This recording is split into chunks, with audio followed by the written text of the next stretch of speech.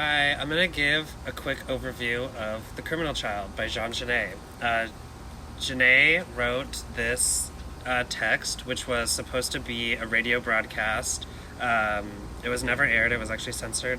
Wrote this text because he was asked to provide some thoughts on some liberal progressive reforms of the juvenile penal system in France in the mid-century.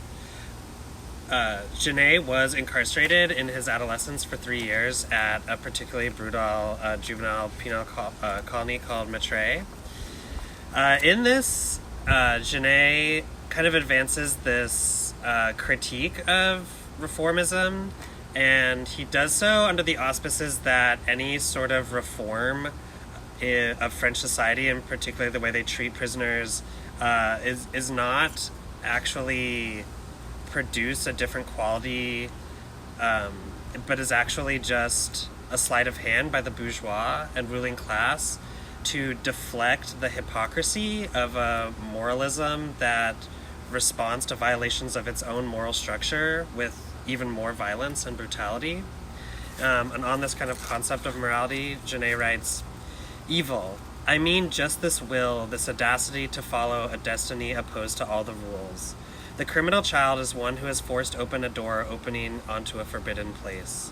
He wants this door to open up to the loveliest landscape in the world. He demands that the penal colony that he has earned be ferocious, worthy in the end of the evil he has himself granted so as to conquer it. For some years now, well-meaning men have been trying to make all this kinder and gentler. They hope and sometimes succeed in winning souls over to society, to return us, so they say, to the straight path. Fortunately, the reforms are on the surface, and they will only change the form." I think this text is a really good place to start. And first of all, it's really written quite beautifully. Genet is an incredible writer.